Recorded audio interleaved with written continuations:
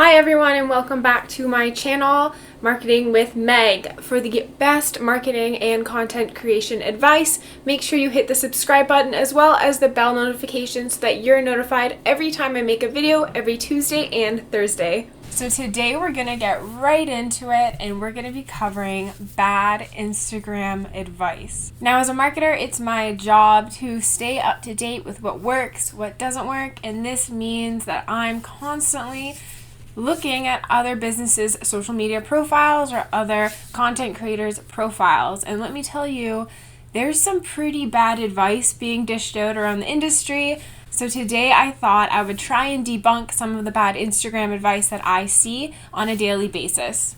But please note that these are just my opinions. No matter how you run your business and I run my business, they could be different. So don't take offense to any of this. If you are utilizing some of these strategies, I'm sure there's pros and cons to both. We know there are pros and cons to both. I'll cover that more in my video. But just stay tuned as we cover the bad Instagram advice. So my first point, it won't be that much of a surprise that it's number one on my list, and that is don't buy followers or likes. As a social media manager, it just creates such a bad headache. I know for me, I've actually worked with a client in the past, and when I signed on with him, the person he had used in the past had bought him followers. So yeah, we had like 1,000 followers, which looked pretty, but it just messed up our analytics because he was doing acupuncture in a town in Ontario, and all of his followers they were overseas. Like, those people aren't going to be coming into town to get acupuncture. So at the end of the day, don't be looking to buy likes or to buy comments. We know that these vanity metrics can be appealing, but really what you want to focus on is having highly engaging content that is going to bring in people naturally. And it doesn't matter if you have 1,000 people, because you could have 1,000 people, but none of them would be in your town. But then you could have 5 people following you in your town, and those 5 people can buy. And to be honest, who are you going to have more money from? You're going to get more money from that smaller follower pool.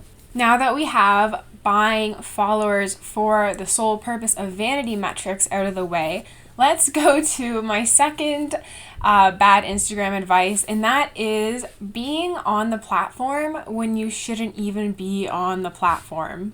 You have to keep in mind that when you're marketing your product or service, you should be marketing your product or service where your target demographic is. And if they're not on Instagram, then you're kind of wasting your time and your money. So really dig down, create your ideal client profile or profiles. It's always good to have a couple, and just try and understand, are they even on Instagram? Because if they're not on Instagram, you'll save yourself a lot of stress and a lot of time and money by skipping it entirely and putting more of your resources on the social platforms that your target audience uses. Now that we've figured out whether or not you should be on Instagram, my third bad Instagram advice is posting every day.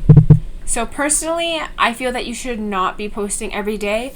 Your time and resources can be better spent by putting them into creating highly captivating and high quality content. So a post will go further compared to posting something not as high quality, such as like a Monday motivation post or a hump day funny meme. Like, if you find yourself spreading yourself too thin trying to fill up every day's post, you're better off just posting 3 times a week, but make those 3 posts something that's very highly engaging to your audience and something that you know that they like and that they will then engage with. Now, I'm sure bad Instagram advice depends on the person. So before I get into my last couple highlights that I'm going to go over, I want to know, what are the bad Instagram advice that you see, or things that you see people do on Instagram that you don't think is going to grow their business, or something that you think a marketer has told you to do that is not going to grow your business? I'd love to know, so leave a comment in the comment sections below, and we can start a little conversation about this. Now, we all know how hard it is to create this captivating content. So it makes me want to cry when I see these brands and these accounts create this amazing content, but then they're not resharing it in the future. It's very astounding, but only 20% of your followers are going to see your content. So if you do a post or you make a video that does very well, don't feel any shame in reposting that maybe in a couple weeks or a couple months down the line. You know that it resonates well with your audience and it's already garnered a lot of likes and a lot of comments and saves, so there's nothing wrong with reposting it again in the future. So many people forget that social media is meant to be social and you're supposed to be growing an online community.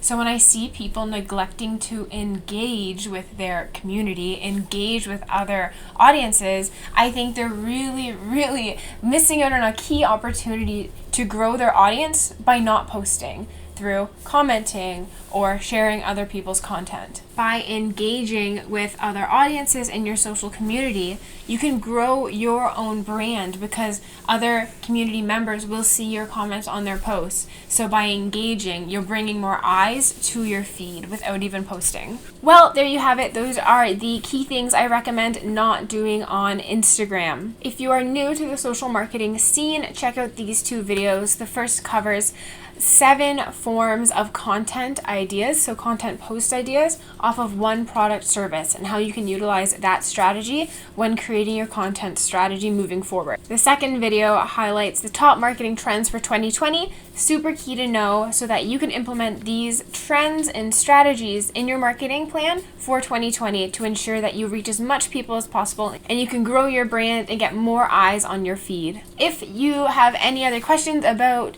your current Instagram strategies that you're using, something that you might not think is right, or if it's going to grow your brand in the long term, leave it in the comment section below. I'd love to know. Until then, I will see you all in my next video.